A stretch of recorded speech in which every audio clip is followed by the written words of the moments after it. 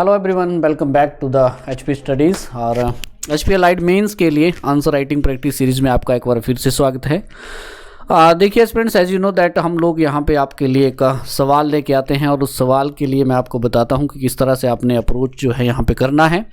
आज हम थोड़ा सा हिमाचल प्रदेश से थोड़ा हट के बात करेंगे। आज हम बात करेंगे पॉलिटी की, और पॉलिटी में एक बहुत इंपॉर्टेंट टॉपिक मैं आपको बताऊँगा आज, विच इज़ यू कैन से प्रियम्बल। और प्रियम्बल से जानने की कोशिश करेंगे कि आपसे किस तरह के सवाल जो है वो किए जा सकते हैं।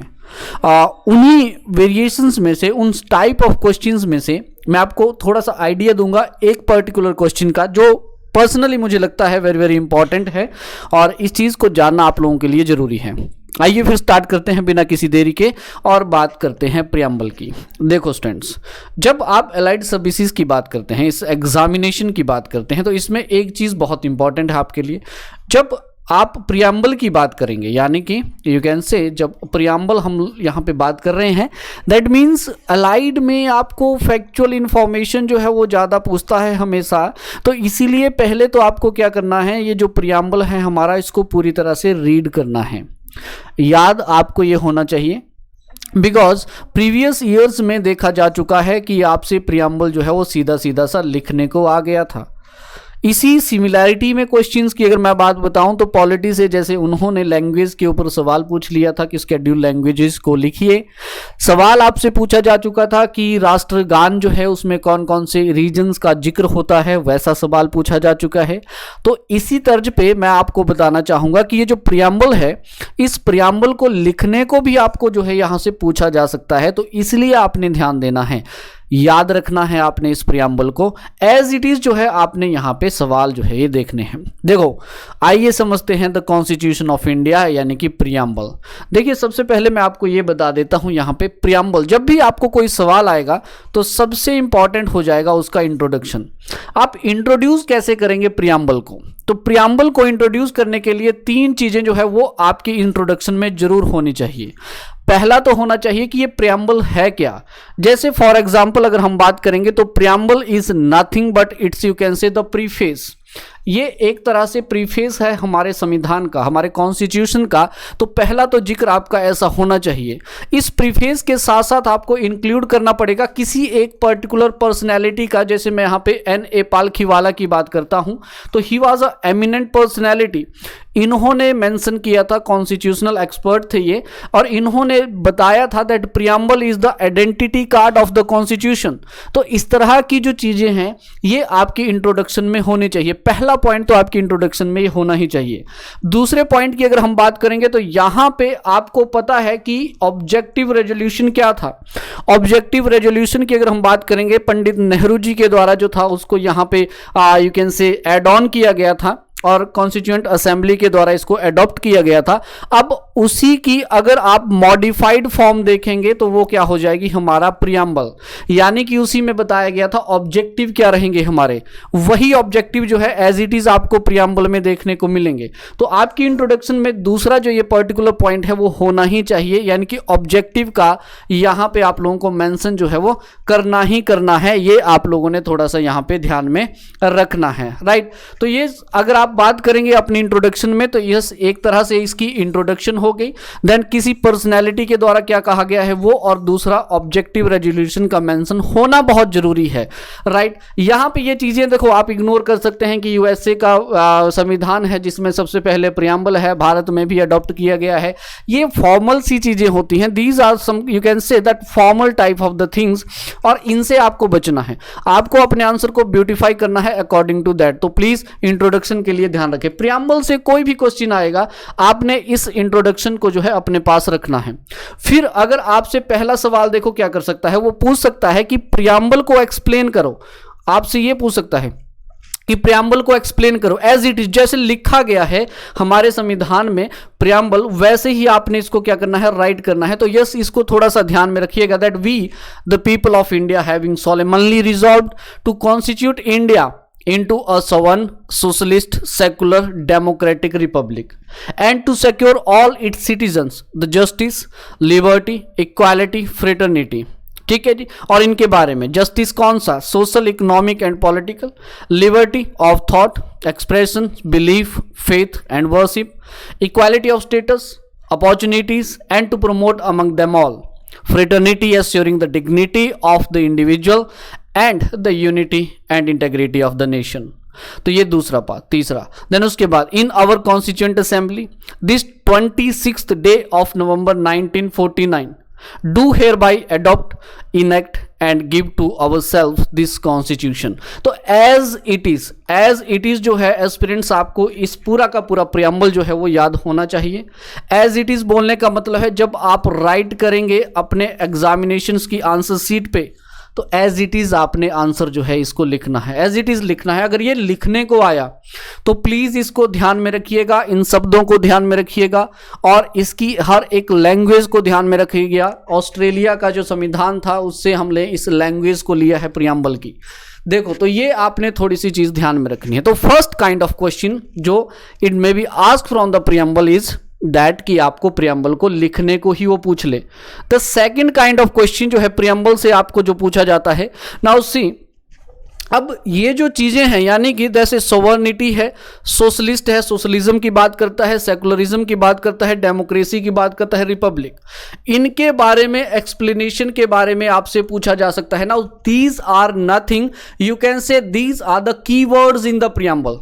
तो इन कीवर्ड्स को आपको पता होना चाहिए कि सोवर्न का मतलब क्या होता है, that how India is a sovereign, then socialist का मतलब क्या होता है और इंडिया कैसे यू कैन से सोशलिस्ट है, सेकुलरिज्म का मतलब यानी कि सेकुलर का क्या मतलब है, डेमोक्रेटिक का क्या मतलब है, रिपब्लिक का क्या मतलब है। डेमोक्रेटिक में अब आपको मैं बताऊं तो जैसे डेमोक्रेसी में अगर देखेंगे तो डायरेक्ट हो गया, देन उसके बाद इनडायरेक्ट हो गया। डायरेक्ट में चार चीजें, रिफरेंडम होता है, इनिशिएटिव, रिकॉल एंड प्लेबिसाइट, इस तरह की जो चीजें, तो all the things you should have a knowledge about that. तो इसलिए आप ध्यान में रखेंगे प्लीज। तो दूसरी तरह का जो क्वेश्चन आएगा वो ये जो कीवर्ड्स हैं, इन कीवर्ड्स को एक्सप्लेन करने के लिए जो है वो आप लोगों को यहां पे मेंशन कर सकता है कि भाई इनको आप लोग यहां पे हमें बताएं। तो दूसरी तरह का सवाल जो है वो आप लोगों से यहां से पूछा जा सकता है। तीसरा अगर मैं आपको सवाल यहां पे बताऊं दैट कौन किस तरह का सवाल जो है आपसे पूछा जा सकता है, the third kind of questions the examiner में आस्क यू, वो हो जाता है इसका सिग्निफिकेंस। सिग्निफिकेंस क्या है हमारे प्रियम्बल का, ये आपको आइडिया होना चाहिए। सिग्निफिकेंस जो है स्टूडेंट्स यानी कि दैट यू कैन से preamble is nothing but the basic philosophy and the fundamental values, the political, moral, religious, you can से इन्हीं सभी के ऊपर यानी कि जिनके ऊपर हमारा संविधान बेस्ड है वो सारी चीजें आपको पता होनी चाहिए। और सिग्निफिकेंस में आपको पता होना चाहिए नंबर ऑफ पर्सनैलिटीज जिन्होंने इसके बारे में कहा, जैसे के एम मुंशी हुए थे, राइट, उन्होंने कहा था it is the horoscope of our sovereign democratic republic. Pandit Thakur Das हुए थे, उन्होंने कहा था। तो ऐसे बहुत सारे पर्सनैलिटीज हुए थे जिन्होंने अलग अलग तरीके से मेंशन किया था। तो वो मेंशन आपको पता होना चाहिए which showcase the significance of the preamble, ये आपको आइडिया होना चाहिए। सिग्निफिकेंस के बाद देखो the third kind of the question में आस्क इन द एग्जामिनेशन अगर मैं बताऊं that yes preamble is a part of the constitutions और नॉट, ये आपसे पूछा जा सकता है। इसकी अमेंडेबिलिटी के बारे में आपसे पूछा जा सकता है। आपसे पूछा जा सकता है कि क्या प्रियम्बल जो है हमारे संविधान का हिस्सा है या नहीं है, ठीक है जो। तो इस पे आपने क्या करना है, तो केसेस होते हैं अलग अलग, उन केसेस को मेंशन करना है। देन अमेंडेबिलिटी की बात करते हैं कि क्या संविधान को अमेंड किया जा सकता है, नहीं किया जा सकता है। एस्पिरेंट्स नंबर ऑफ क्वेश्चन जो हैं वो आपसे इस प्रियम्बल से बन सकते हैं। It's a one of the most important segment of the you can से कॉन्स्टिट्यूशन ऑफ इंडिया। जब आप अलाइड मीन्स की बात करते हैं, फीचर्स और preamble, these two are the very very important one. Now जिस सवाल की आज हम बात करेंगे, जो next last but the least अगर सवाल हम देखेंगे, मान लीजिए आप लोगों से क्या पूछेगा, आप लोगों से पूछेगा द कंपोनेंट्स, ये बहुत important, the components of the preamble, और इसी की चर्चा जो है आज हम करेंगे। दैट आपसे पूछेगा that briefly explain the various components of the preamble, और you can say it may ask you the ingredient of the preamble के बारे में जो है ये आप लोगों से यहां पे बात कर सकता है। तो इन दैट पर्टिकुलर केस आपने क्या करना है, इंट्रोडक्शन आपने इसका देना है, जो मैंने आपको बता दिया। The three things should be in the introduction, first one is the preface, second one is the you can say Palkhivala ji, and third one is the objective resolution. Then उसके बाद आपने क्या करना है, तो कंपोनेंट्स जो हैं अगर मैं आपको बताऊं प्रियम्बल के, तो there are the 4 important component of the preamble which is I mentioned here. First one is the source of the authority, source of authority जो है. Then second one is the nature of the Indian state, the third one is the objective and the fourth one is the date of adoption. Now these 4 are the actually में ये क्या है हमारे components हैं preamble के, और you can से ingredients हैं हमारे इस संविधान के, राइट, इस कॉन्स्टिट्यूशन और यू कैन से प्रियम्बल के, राइट. तो ये आपने थोड़ा सा ध्यान में रखना है. तो जैसे सोर्स ऑफ अथॉरिटी की बात करते हैं हम लोग, that what is the meaning of the source of authority. Source of authority बोलने का मतलब क्या है संविधान की सोर्स ऑफ अथॉरिटी. तो yes, nothing but we the people, ये है सोर्स ऑफ अथॉरिटी. यानी कि सोर्स ऑफ अथॉरिटी हमें क्या बताता है, दैट लोग जो हैं, प्रियम्बल जो है, it state that the constitution is derive it's authority from the people of India, कि हम ये जो संविधान है ये अपनी अथॉरिटी कहां से शोकेस कर रहा है, कहां से ये उठा रहा है, कहां से डिराइव कर रहा है, वो है हमारा संविधान. और दूसरा जो आता है इसका students, the nature. What is the nature, nature of the Indian state. Nature में क्या है students, obviously that preamble declare that the nature of Indian state are nothing but the sovereign socialist secular democratic and republic polity. इसको जो है हमारा संविधान, ये माफ कीजिएगा, प्रियम्बल जो है वो शोकेस करता है. The nature of the state is nothing but we are sovereign socialist secular democratic republic polity को जो है हम लोग यहाँ पे क्या करते हैं, डिक्लेयर करते हैं भाई. And the third one is that, अगर आपसे थर्ड ऑब्जेक्टिव की बात, यानी कि third is nothing but the objective. Objective is the third component of the preamble, right. तो अगर इस ऑब्जेक्टिव की बात करते हैं हम लोग, तो ऑब्जेक्टिव ऑफ द कॉन्स्टिट्यूशन की बात की जाती है, तो हमारे संविधान में, हमारे प्रियम्बल में जो है तीसरा कंपोनेंट होता है इसका objective. And objective are nothing, what are the objective friends, this part is the objective. You can say the justice, liberty, equality and fraternity, these are the objective of the constitution. These are the, you can say, ये हमारे संविधान के major objectives हैं. And the fourth last but the least is the adoption date. तो adoption, the date of adoption जो है students, ये चौथा कंपोनेंट हो जाता है, इंग्रेडिएंट हो जाता है हमारे प्रियम्बल का, जिसमें आपने मेंशन करना होता है that it stipulate in the November of 26 1949, right. तो स्टूडेंट्स अगर आपको 4 मार्क्स में इस तरह का सवाल पूछा जाए, तो इन दैट पर्टिकुलर केस जो आपने क्या करना है, इस तरह से मेंशन करना है. देखिए सभी प्रकार के, the all type of question I already mentions to you.